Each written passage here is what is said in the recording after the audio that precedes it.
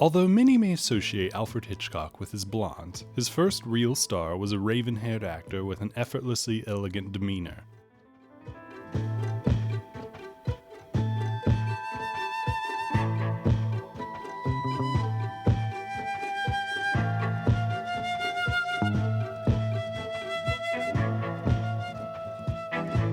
Ivor Novello starred in two of Hitchcock's silent films, The Lodger, A Story of the London Fog, and Downhill. In the first, Novello portrays the Lodger, a misanthropic figure who may or may not be a brutal serial killer. Novello does an excellent job instilling the Lodger with a heavy sense of melancholy, which the other characters misinterpret as nefarious intent. It's easy to see why the rest of the cast would be suspicious of a man who mostly stays in an attic by himself and leaves the apartment at odd hours.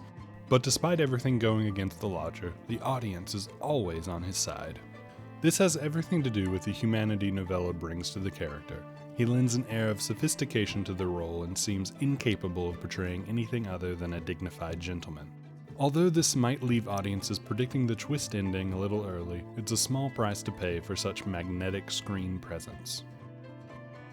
His second collaboration with Hitchcock is not quite as well regarded. Novello plays Roddy, a boarding school rugby player who, after taking the fall for a friend, is disowned by his family for sexual impropriety.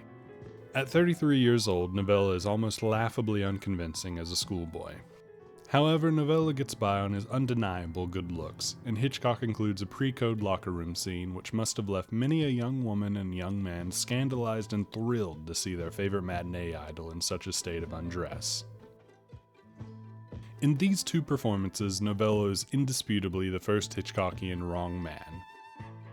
The Lodger is incorrectly presumed to be a serial killer, and Roddy is mistakenly cast out for impregnating a waitress. Hitchcock would later wring much more suspense out of this conceit in other films, but it's definitely worth noting the theme of innocent men trying to outrun the label of criminal begins with Novello. And Novello himself was no stranger to the idea of running from the label of criminal.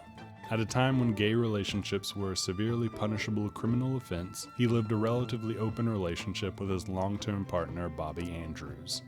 Novello met Andrews in the 1920s and, protected by a bubble of fame and fortune, they lived happily together until Novello's death at the age of 58. His early demise can be attributed to his habit of smoking 60 cigarettes a day. But Novello's life was spent doing much more than acting. He was also an incredibly accomplished composer and songwriter. Although he himself couldn't sing, Novello composed many popular lavish musicals for the West End in the 1930s and 40s, one of which, The Dancing Years, was the only commercial piece of theater that depicted the threat of the Nazis before World War II began.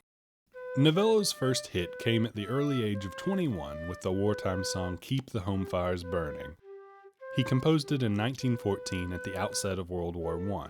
It brought him his first taste of renown and wealth, but more importantly, it raised the spirits of countless Allied families whose sons were fighting in foreign lands, many of whom would never return to their family hearth.